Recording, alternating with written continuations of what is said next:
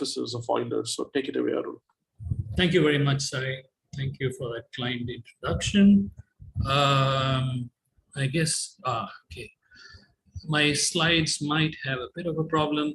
Let me just see. So we could see your screen share just for a second and then it disappeared again.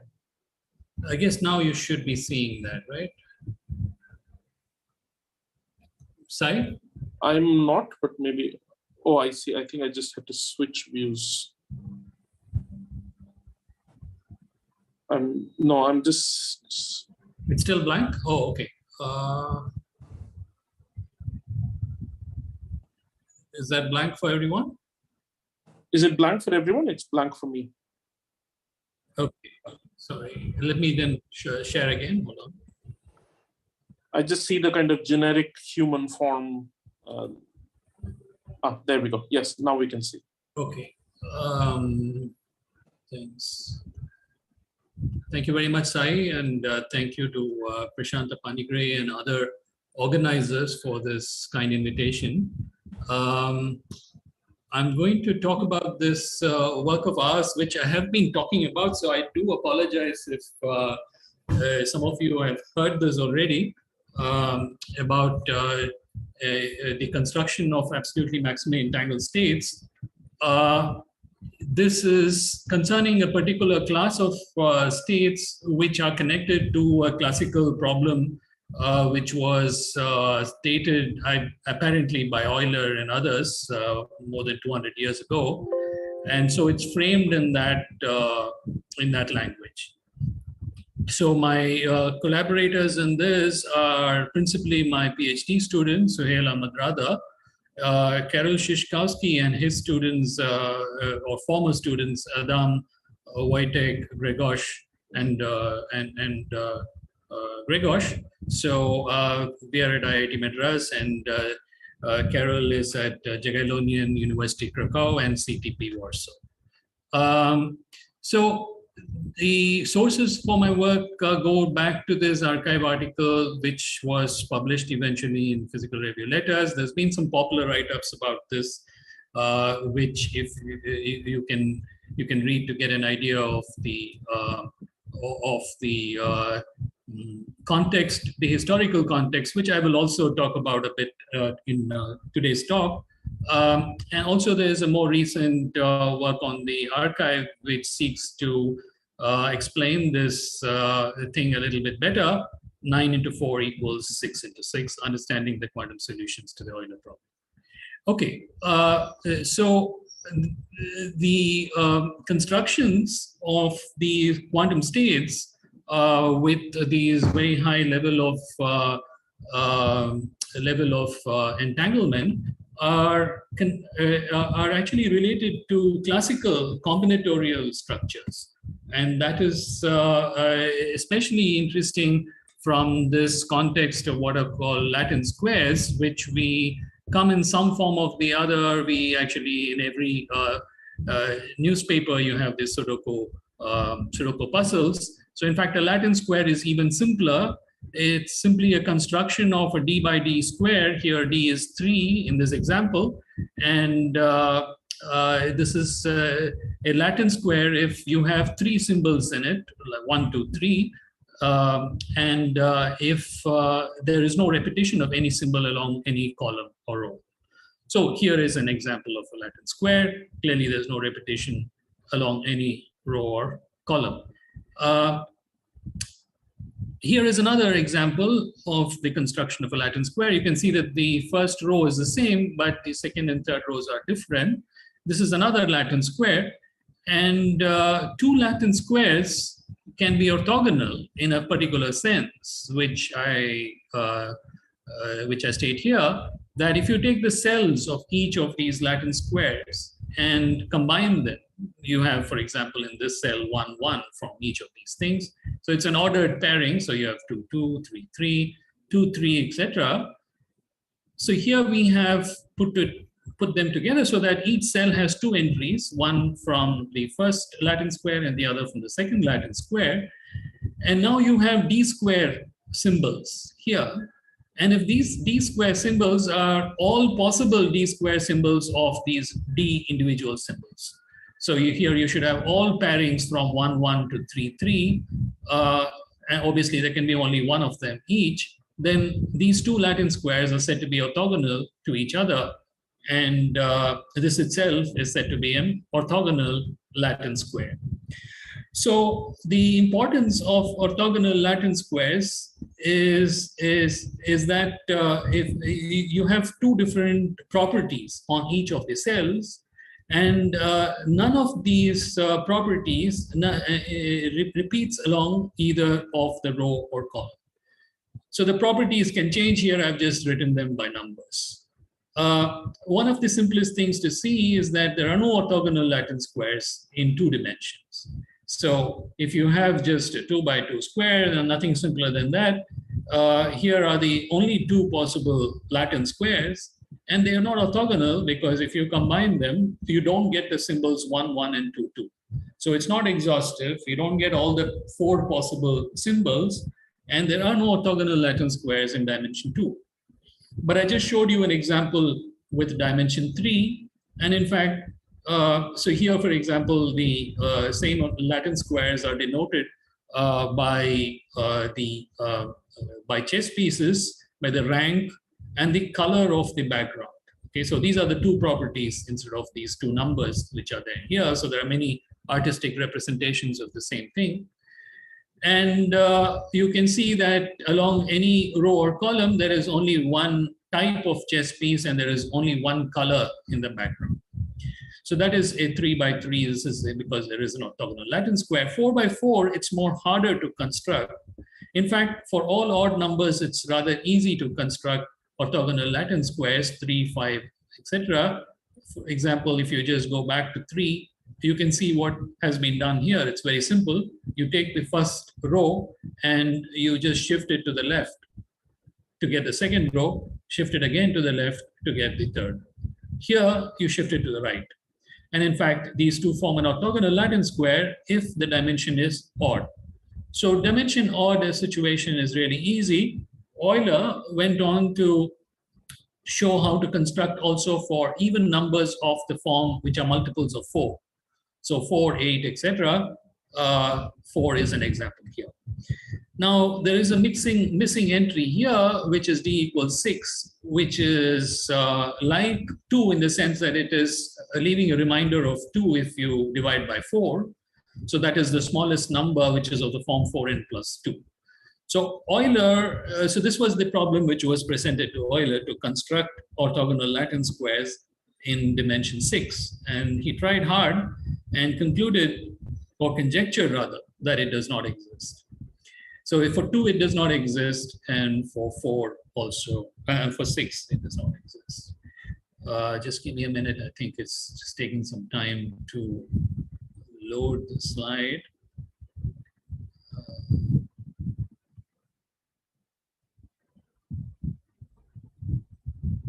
Yeah, so that's a picture of Euler from, I guess, Wikipedia.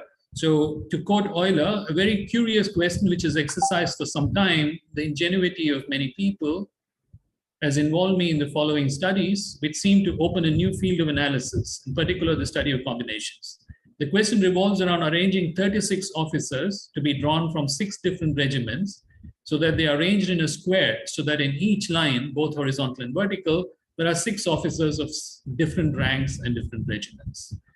Okay, so this is where the 36 Eulers come in, the 36 officers of Euler come in. So one imagines a regiment, and I believe at that time Euler was in Russia, was in Petersburg, and the problem was posed apparently by the Russian queen, that you want to arrange these 36 officers from 6 different regiments, each in 6 different ranks, so that both horizontally and vertically, there is only one officer from each rank and each regiment. Apparently, the king would take any particular row or column and walk down that path, so one should be able to sample both of these things uniformly. So orthogonal Latin squares, or OLS, exist for all odd dimension, as I already mentioned, quite easy to see. They exist for all multiples of 4, as shown by Euler. and he conjectured that it does not exist for multiples of, for D which are of the form 4n plus 2. Again, there is an issue with this particular reader. Just a minute. By the way, do feel free to interrupt me, maybe if you have questions. We can see the cursor moving, Arul. I think, yeah, the next page is there. No, yeah, the next page is there. There's okay, let me just, I think that there are things which are taking long to come up here. Let me just, so what happened was that there was the conjecture of Euler that it does not exist for any number of the form 2 plus 4n. So 2 clearly doesn't exist. 6, he conjectured that it does not exist. This was shown really in 1900 by a person, by a French mathematician called Tarry. So Gaston Tarry proves in 1900 that OLS in D equals 6 in D does not exist. It's quite a non-trivial thing at that time, without any computers and so on, to enumerate all possible classes of these kind of Latin squares. And so that led to the possibility that in fact Euler conjecture holds, and therefore several proofs were offered for the Euler conjecture till 1959. And all of them turned out to be incorrect because there were these Euler spoilers in 1959, led by the pair of Indians who were associated also with ISI Kolkata, R.C. Bose. I believe there's a center there now, an R.C. Bose Center, and Shrikande. So they showed that in fact D equals 22 there exists an OLS. So not for D is 10, they showed, or that's the smallest number greater than 6, such that it's 2 plus 4n. But for 22, they showed that it does not exist. It's a very interesting combinatorial exercise. And there's a fascinating interview also with Shrikande, who unfortunately passed away shortly after the interview. But those of you who want to see, there's an interview in The Wire in 2017. So along with Parker, they showed in 1959-60 that OLS exists in all dimensions except 2 and 6. So it's a rather odd situation where it does not exist only in 2 and 6. So along with Parker, they showed that it exists in D equals, actually Parker showed that it exists in D equals 10, which is the smallest example. And then they together, all three of them showed that it does not exist. I mean, it exists for everything else except 2 and 6. So 2 and 6 are the exceptions. And what we want to address is the question of what kind of quantum states are built out of this OLS, and what are the possible differences which arise in these two dimensions, D equals 2 and 6. We will see shortly that actually these orthogonal Latin squares are useful in constructing, or a pathway to constructing absolutely maximally entangled states. But first, before I go into that, I need to really tell you how to identify a orthogonal Latin square apart from looking at it and going through all the entries. So there is in fact a one-to-one correspondence between orthogonal Latin squares and permutation matrices, and that is our first connection into quantum mechanics.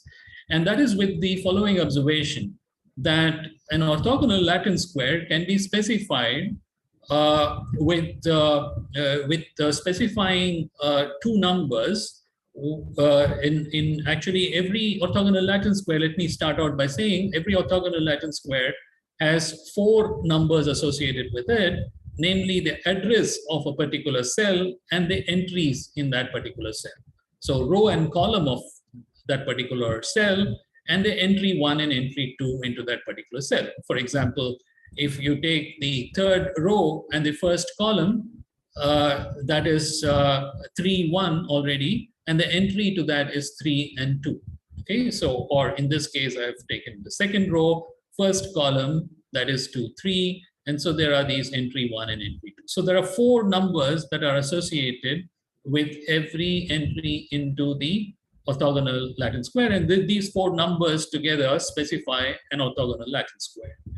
However, what is interesting about an orthogonal Latin square is that it is sufficient to give just 2 of these entries. They determine the other 2 entries uniquely.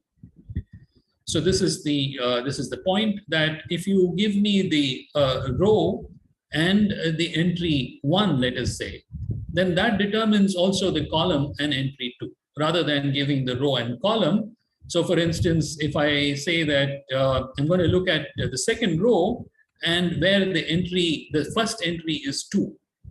So that gives me uniquely this particular, that gives me uniquely this, this entry here, where the column is, so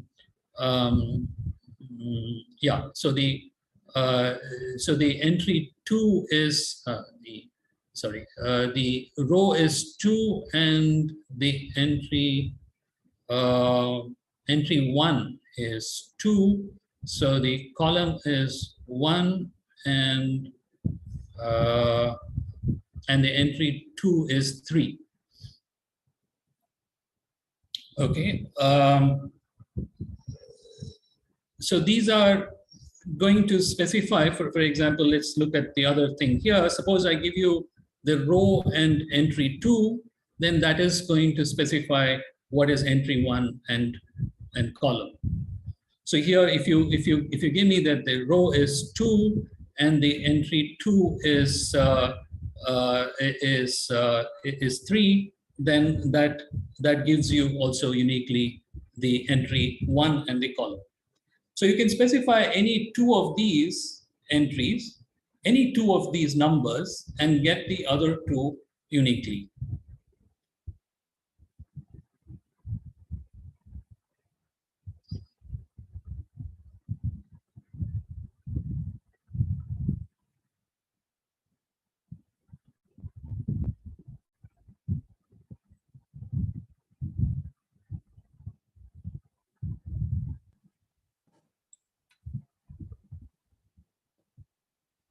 Okay, so this actually gives us a way of representing every orthogonal Latin square by means of a permutation matrix. So here is the permutation matrix from that particular orthogonal Latin square which I showed at the beginning of this 3x3 thing, 3x3 example. So here is the first 1, 1 entry is equal to 1, 1, etc. So the 2, 1 entry is 2, 3, etc. So what one does is constructs a permutation matrix in which the 1, 1 entry is 1 because of the 1, 1 entry. So this is all the column, the row and column, and what comes here is entry 1 and entry 2. So you can see that 1, 1, 1, 1 is 1, everything else is 0. So 1, 2, 2, 2 is 1, everything else is 0, etc. So you have, for example, 3, 1 and 3, 2, that is 1, and everywhere else is 0. So there is a permutation matrix which you can make out of every orthogonal Latin square. And what is special about these permutation matrices? There are many, many permutation matrices. This is one of these many 3 lakh permutation matrices, for example. What makes them special is the following, which comes in fact from what I just said, that any 2 of these, give me a row and entry 1, that specifies for us uniquely column and entry 2, for example. So, so this tells us that that we can specify a row, column, entry 1, entry 2. That is the permutation matrix that we began with, which has this particular structure. But on the other hand, I can also specify on, let's say, this particular rows, I can specify the row and entry 1, and on the other, the pair column and entry 2. So this leads to a rearrangement of this permutation matrix. Okay, so that's a rearrangement of this permutation matrix, which you can see here is this rearrangement of these pairs of symbols. And these pairs of symbols, or in this case, just the indices of this permutation matrix, which is each of them takes values from 1 to 3. Okay, so it's a 9x9 permutation matrix, which is represented by these pairs of numbers. But here you have this particular interchange which is happening of this entry 1 and column. The entry 1 and column are being interchanged in this case, and that is this alpha and j indices are being interchanged. Okay, so you get a new Latin square or orthogonal, a Latin square out of this, which also should be an orthogonal Latin square. So that's the point, or this should be still a permutation matrix. So if you were to make such a transformation, this new matrix, which is represented by PR or a realigned matrix, should also be a permutation matrix. Namely, it should contain only 1, 1 in each of the rows and columns, and every other entry should be 0. Here, for instance, you can see that indeed it's a permutation matrix. So just to give you an idea of, especially those who don't know about this realignment operation, is to divide this 9x9 matrix into 3x3 squares, and take each of the 3x3 squares and make a vector out of it, or a row out of this matrix. So you take, for example, this gray upper left matrix, and you just make that into a row, and that gives you 1 and all zeros. So in this case, nothing much changes in the first 3 blocks. But for instance, if you take this particular block here, and if you make a vector out of this, you see that, or a row out of this, you see that there is this 1 which comes in here. So that's the change which happens. So this also should be a permutation matrix. So just in symbols, so you have this permutation matrix P9, which is represented by these pairs of symbols or indices. They should remain a permutation matrix under PR by this interchange. Of course, this can also be written in QIQT form, or in, as you can see, we're tending towards a quantum object. We are just writing this as matrix entries, and this is the definition of the realigned matrix. And I'm just saying that the realigned matrix also should be a permutation. But there is also this other swap that one can do, namely column and entry 2. So when you do this column and entry 2, that is actually the partial transpose operation, which is well known in quantum information theory as one of the methods of detecting entanglement in a density matrix, in a bipartite density matrix, the Perez criterion. So that's also should be a permutation matrix. So in this case, we are applying this partial transpose to a permutation matrix, not to a density matrix, but it also should have, it should also be a permutation matrix under this partial transpose. So these are the 2 criteria. So here you go, the partial transpose interchanges just the Greek indices in this particular case. So if this partial transpose P gamma is also a permutation, then it's this is a necessary condition for this to be an orthogonal Latin square. So in fact, a d-square dimensional permutation matrix P corresponds to an orthogonal Latin square of d by d if and only if the partial transpose and the realigned matrices are also permutations. So it's rather interesting that these realignment and partial transpose, which are both appearing in quantum information theory, in the theory of entanglement appear prominently and naturally when we are considering representations of orthogonal Latin squares. So where does the quantum mechanics come into all of these things? So there exists no permutation P4 of 4 objects such that the realignment and partial transpose are also permutations. This just follows from the fact that there exists no OLS of dimension 2. And there exists no permutation matrix of 36 objects such that its realignment and partial transpose are also permutation. This follows from the results of Euler and Terry. But are there quantum versions of this orthogonal Latin square such that they do exist for these dimensions 2 and 6? So that's the question. And we are going to, just to say the answer, indeed, there does not exist for d equals 2, but for d equals 6, there exist quantum versions of this. So every orthogonal Latin square of dimension d corresponds to a 4-party state in this tensor product space, each of dimension d, local dimension d. That is seen as follows and is constructed as follows. As I already said, you have 4 numbers which are in each cell, which together totally specify an orthogonal Latin square. And we can write a quantum state corresponding to 4 parties, A, B, C, and D, in the following way, that we have these entries here. I alpha are the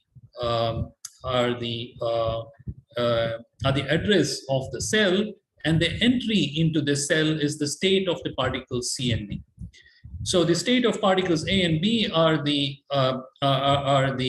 address of the row and the column of the cell, and the entry in the cell is the state of C and D. So if we do that, then we get a quantum state, and this quantum state has the following property, that if you measure A, B, and you find it to be in a particular state, let's say 3, 2, that will pick up this particular cell, then you know for sure that the CD meter is in 1, 3. So this specifies correlations between A, B, and CD. And they are a very special kind of correlations.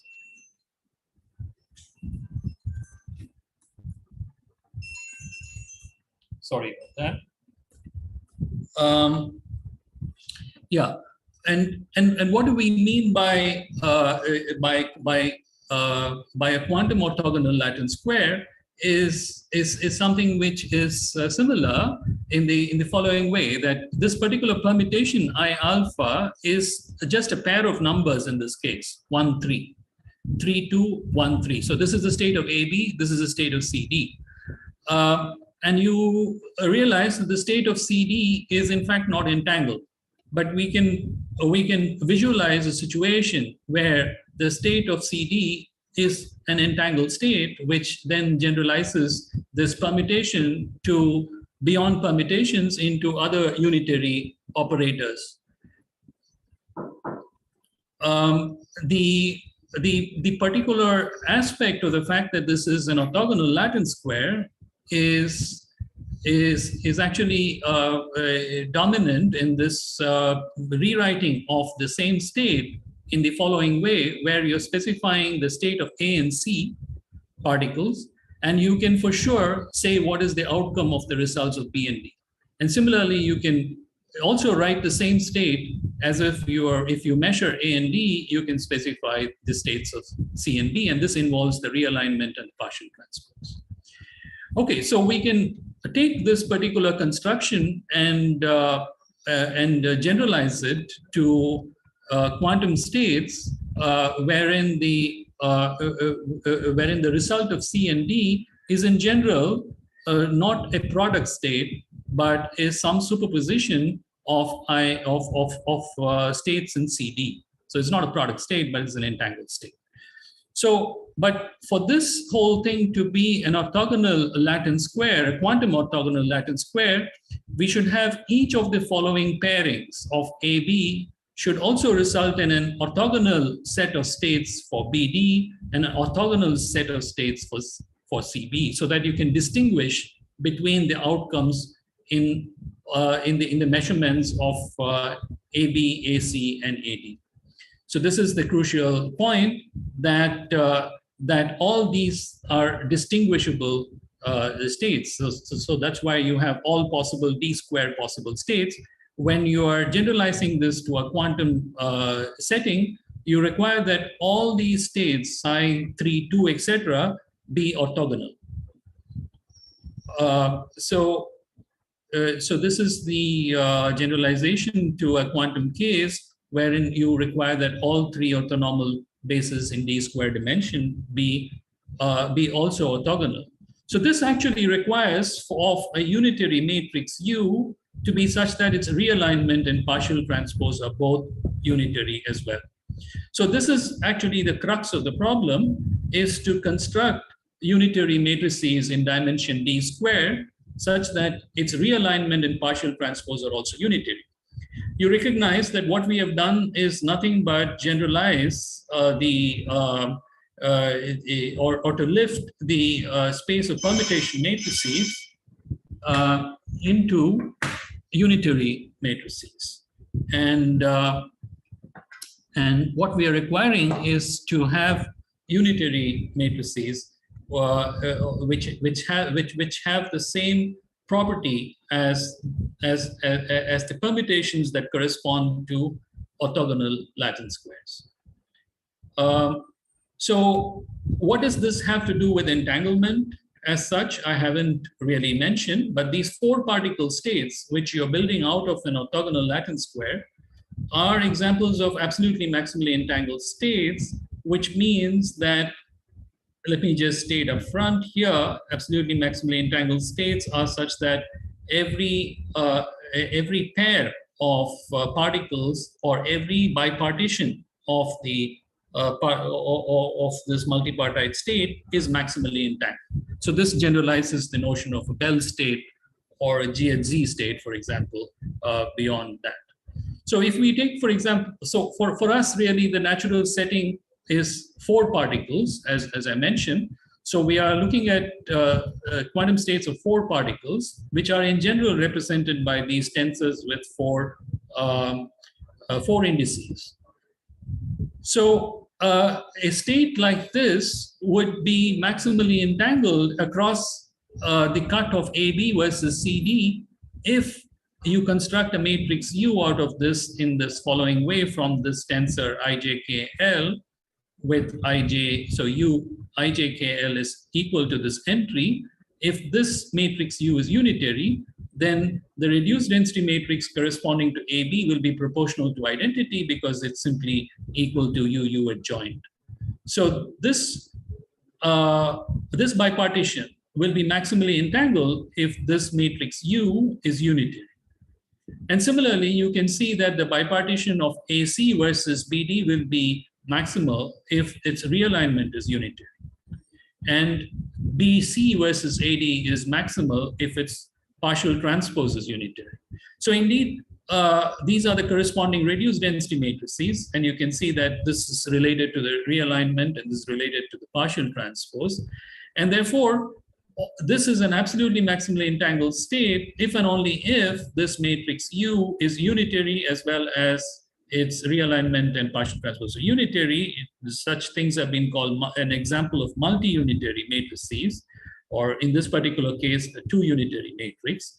It's also been referred to in some literature as a perfect tensor, as an example of a perfect tensor. Okay, so then it is clear that that because this U can be a permutation matrix, then if that is a permutation matrix, then that corresponds to an orthogonal Latin square, and we know that that exists. So whenever that exists, this absolutely maximally entangled states of 4D exists, because you have permutation matrices which are examples of unitary matrices with this particular property that they are multi-unitary. However, we are interested, especially in the case when OLS D does not exist, namely D equals 2 and D equals 6. So we asked the following question about whether U is unitary or is 2 unitary when it is 2 unitary. So we can make use of this particular property here of entanglement to have a measure, which is, in this case, it's related to the entangling power of the unitary operator U, which is simply the entanglement in the partition AC plus the entanglement in the partition AD. We are already assuming that U is unitary, so the partition AB will be maximally entangled, and that is actually here. So we're going to try to maximize this particular quantity of this entangling power of this unitary. And it is 2 unitary if and only if the entangling power is 1. And this is the space for D equals 2 when U OLS 2 does not exist. This is a plot of an entangling power versus something called gate typicality, which is just this particular quantity here, but with a negative sign. You can just think about this as characterizing all possible entanglements in this 4-particle state. And this entangling power has to be 1 for if there is a Ame state of 4, 2, but you can see that it does not exist. The maximum possible corresponds to the C0 gate, which with an entangling power of 2 by 3. And in fact, Ame 4, 2 does not exist. No absolutely maximally entangled states of 4 qubits exist. This has been known for some time in the literature. It goes back to this result of Higuchi and Sudbury, how entangled can 2 couples get. And they essentially show in this that there exists no absolutely maximally entangled state of 4 qubits. So lifting, although OLS 2 does not exist, even if you go beyond permutations into unitary operators, you cannot have a matrix which is 4-dimensional unitary with the property that its realignment and partial transpose are both unitary. What about D equals 6? This was an open problem for a long time, but Ame 4, 3 of course exists because OLS 3 exists. So I'm just displaying that here. So this is explicitly this orthogonal maximally entangled state of 2 Q trits and 4 Q trits. And you can see a corresponding plot of the entangling power versus this gate typicality. You can see that actually it reaches 1. And this is this P9, which I showed there earlier, this permutation matrix corresponding to that. You can see that that exists. So the search for Ame 4, 6 was conducted both with numerical and analytical methods. And the numerical part of it has to do with a particular map, which is quite easy to describe and is very intuitive in the sense that it's a map from a unitary operators to unitary operators. So we are looking for a particular special unitary operator. We do the following: we take a unitary operator, we realign it. It's typically not unitary anymore. So what we do is find the nearest unitary to it, and that is given by the polar decomposition, which is like the generalization of the usual polar representation of a complex number into a phase part. The phase here is another unitary operator, and H is a positive operator. So this new unitary operator, U0 prime, is the nearest unitary to UR. So this will be our candidate for the next step. So we will take this U0 prime, and then we will take a partial transpose of that, and then find the nearest unitary to that, which we will call U1. So now we will complete the step of U0 to U1 in this map. So that is this map, and then we will iterate this n times. And we will hope that in this process, we will come closer to something which remains unitary both under realignment and partial transpose. So we described such algorithms for constructing what are called dual unitary operators. Dual unitary operators remain unitary only under partial, under realignment. And also maximally entangled quantum evolution. So you can look at that paper if you wish for more details. But in that paper, we could not actually find the, for d equals 6, the algorithm did not converge. And we had to work harder for this algorithm to converge. But let me just say that if you start with some permutation matrices, which are natural permutation matrices, which are closest to being orthogonal Latin squares and d equals 6, they do not lead you to what we want. Instead, they lead you. So this is actually, by the way, the entangling power for the best known closest orthogonal closest to being orthogonal Latin square and d equals 6, 0.9968. So it's already close to 1, but it's not 1. So this was the gap that exists. And using our algorithms, we can go quite easily to other orthogonal matrices with larger entangling powers. But to get to 1, we have to do certain other things. But it is possible to find seeds such that our algorithm does converge to something with an entangling power equal to 1. And that's what we want. Here in this picture, I'm showing you an example of few seeds. So this P36 is a permutation matrix which comes closest to being an orthogonal Latin square. And you can see that under that algorithm, it simply goes to a matrix called A, which has a larger entangling power, but it's not equal to 1.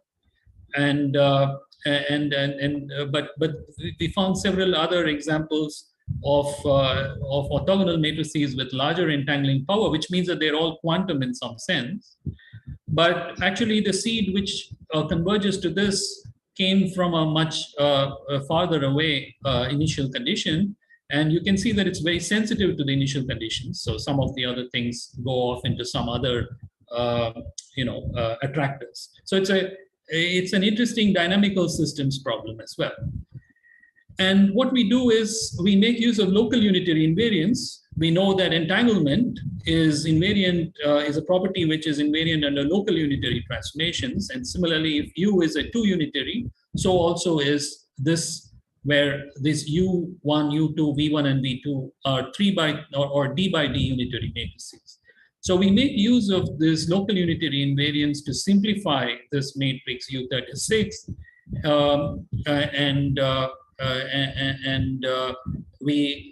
we converge the algorithm into something which is actually an analytical solution. So this is quite an interesting step, not very intuitive in that sense. But let me say that the solution exists. I will just display that in a minute. What it means is that let me just interpret the solution in terms of these 4 die. It means that if you a die has 6 states in it, so that is like the d equals 6 that we were talking about, and these are the 4 particles of the 4 die. So if these 4 die are in this particular state of AME46, 4 particles, 6 dimension, you can choose any 2 of them at random and measure them, and then the state of the other 2 is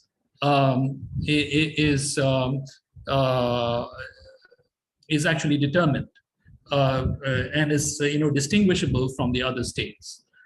So that is what is essentially written here, that if you choose AB or AC or AD, it does not matter what pair of die you choose, you will always get an orthogonal basis on the other 2 sets.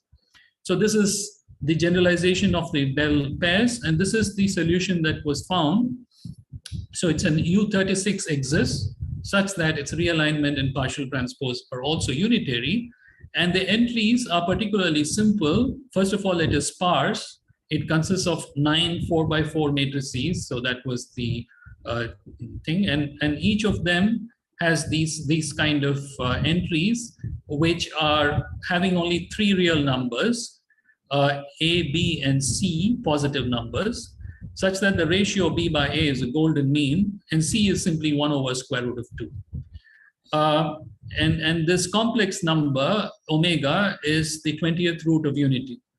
So we are trying to understand better the construction of such states and the kind of quantum designs which are generalizations of these classical combinatorial designs behind things like an orthogonal Latin square. So there is coming back to the entangled officers of Euler, but now written in terms of more card language. So what it means is that these some pairs of officers will have to be superposed such that their rank and regiment are entangled. So, and in fact, what is interesting is that all of these all of these states are really themselves maximally entangled. So, and they also come in what are called coteries. So, so king, ace, club, and diamond will always come together. You will find them all coming together, and so there are these kind of coteries that are formed, and these coteries are themselves maximally entangled. So I must say that while the state has been found, there are many open questions. So I will just summarize with a few of them. So the Euler's classical problem of 36 officers is impossible to solve. There are no permutation matrices such that its realignment and partial transpose is also a permutation. However, there are unitary matrices that do have this property, and therefore you can interpret them as states of 4 particles. The choice of any 2 of them renders the other 2 in an orthogonal set of 36 entangled states. And I haven't mentioned the various applications of absolutely maximally entangled states. They include things like quantum error correction, parallel teleportation, secret sharing, and the perfect tensors have been used to construct tensor networks of particular interest in ADS-CFT correspondence. Many open problems, as I mentioned, how many of these states are really different, or how many are equivalent? More than 4 party states. So these are, we suspect that there is really only one unique state in D equals 6, but that remains to be proved. And hopefully this opens up some work in the field of quantum combinatorial designs. Thank you for your attention. Thank you very much, Arul, for that wonderful talk again. Are there any questions? I think you can just unmute and ask. I have a question, but please go ahead. Yeah. Sarul sir, this question is not directly related to your talk, but maybe something I'm curious about. You are aware that we were doing this. I later on realized that these are called EME states, this maximally entangled states, and the curiosity is the following. So let's say that maybe I need to get your notation right first. So when you say EME state 4, something, what does it mean? I mean, let's say I take 5 qubits and I want any 2 qubit being picked at random be maximally entangled to the rest of the system, so that, you know, when I look at the reduced density matrix of those 2 qubits, it's an identity matrix. Yeah, sorry, I see the question, but is that actually Saurin? Yes, yeah. Yes. That's me. Yeah. So that is actually a generalization. So that would be called K uniform. In fact, I think maybe you also called it that. So I mean, if you take 5 qubits, and if you require that, well, in the case of 5 qubits, 2 is, because it's an odd number of parties, 2 is good enough. Right. So any right. I mean, I'll tell you what I was curious about, and where does it fit into your formulation? In a sense, what we observed is that if you want any 2 being picked to be maximally entangled, then the minimum size I need is 5. I can't do less than 5. Right. And then I think as you extend it, the minimum size gets bigger and bigger. So this fact that there is a minimum size, even in general, it's hard to calculate what will be the minimum size that I need to get that kind of, you know, the state. So you have an algorithm for that? I mean, and where does it fit it into your calculations, whatever you are doing? No, it's a good question. I think what you're asking is that if you specify like what is the smallest dimension for some k uniform states to exist. Yes. Yeah, and I mean, if k is n by 2, that is the absolutely maximally entangled states. So, of course, that's like the pages thing. No, that is the absolutely maximum state. Okay, yeah. Yeah, page would be a statistical thing. Yeah. So, yeah. So your question is then, given a k uniform state, what is the smallest n for which this exists? And then how does that influence getting to such solutions? Yeah.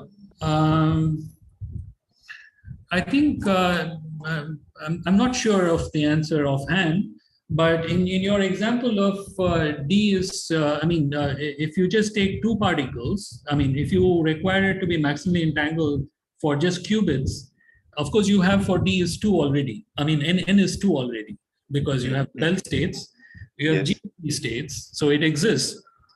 All right. I mean, it exists for n is 2, it exists for n is 3, it does not exist for n is 4. Yes, yeah. In a sense, if you want that any two will be maximally, no, what I mean to say is that maybe my terminology is not correct here. So if I pick, let's say you take five qubits, and what you want is, if I keep any 2 qubits and trace out the rest, I want that to have an identity, to be an identity of it, right? I need it. Yeah, right. So if I make this demand, then I think the minimum size is 5. You can't do less than 5 qubits. Yeah, I agree. Right? Yeah. So there's a constraint on the system size as you are demanding internal entanglement, right? Absolutely. That how big the system has to be to host that thing. Yeah. And that must be constraining your solution in a certain way. So that's my curiosity. Yeah. No, that's actually a good question, and I don't know the answer to that. I'm not sure whether that is also known. And also you can ask, what is the state which, even given a number of like for instance, in the case of qubits, it is known that you don't have, I'm now talking about absolutely maximally entangled states, you don't have absolutely maximally entangled states beyond 7 qubits. So, but on the other hand, let's say that you take 8 qubits, what is the maximum number of partitions which have in fact maximal entanglement? So there are these various questions which are still unanswered, I think. But does it influence the way you approach the problem, and what kind of problem you can answer using this? Really looking at the question, at least what in the last few years, or what I'm doing right now, we have been addressing only the question of absolutely maximally entangled states, and not partially or k uniform states. But I think that these algorithms which we have developed would certainly be useful for that, because you can it's a more restrictive question on what sort of operators you require to be united. So I think that it can be generalized, but we haven't done it ourselves. Okay. Thank you. Thanks, sir. So there was one more question. Somebody raised their hands, but then they've, I think, changed their mind. Okay. Are there more questions? So whilst, Devanshu, please. No, I'm sorry, I just raised by mistake. Okay. So Arul, I'm just, again, I ask a question completely out of my skill set entirely. It's just a curiosity. So you know how there are these interesting Hamiltonian models for which RVB states are like the ground states? So I'm wondering if people have thought about, like, Bell being ground states. Of course, there are, you can write down Hamiltonians and so on. So, right. So if we take this kind of Latin squares program and kind of convert it to a quantum state, using this AME, I wonder if there is anything interesting to say about basically the many body Hamiltonians that would emerge. It's not a one-to-one mapping, but I say this out loud in case you have a reaction, or if Shorin has a reaction. No, it's again, I think it's a good question as to whether these kind of states can be are related to some Hamiltonian states, or especially ground states of Hamiltonians. Again, because they come built in with kind of very interesting correlation properties now. This is the reason why. Right. No, it's a. Can I make a comment here? It's very yes, sure, please. We are doing something like that right now, and okay. I think the cluster, for example, I think the two entangled state, which I call the two EME state, probably, if I'm right in my terminology, that happens to be the ground state of probably the clusterizing model in one dimension. Very interesting. If you look at the clusterizing model in one dimension, then you will see connections between. So some of the states look like that. Arul, I don't know if you're already aware of it, or for two uniform states, is it? Yes. I think so. Okay. Yeah. No, that's clusterizing is a solution. In a sense, the ground state is a solution to that kind of states, automatic. I see. And actually, another related thing is to time evolving states. So whether you can reach some of these states using time evolution. So there again, cluster states, and they do lead to states with properties which are nearly absolutely maximally entangled. But I think part of the problem is that most of the studies in the condensed matter thing is restricted to spin half, and so at least as far as Ame states are concerned, we know that they don't exist beyond 7 particles. So or they don't exist in 4 particles. So I think questions like what Saurin was asking, that is to restrict yourself to K uniform states, which is less than n by 2, that might be possible still to produce using Hamiltonian stationary states, or possibly time evolving ones. It's just thoughts, not really very concrete. Yeah, topological physics. I mean, as Professor Joe's talk was, there is this discussion on SUN basically. So I think I'm not an expert at all on it. No. Okay, so we're actually still a little bit ahead of time. But are there any questions? Shall I? Please. Arul, this is an excellent talk. I appear in the name of Somshekhar, but this is Swarna from Mysore. Oh, hi, Swarna. Yeah, hello. So there is a relationship between this OLS and MUBs, right?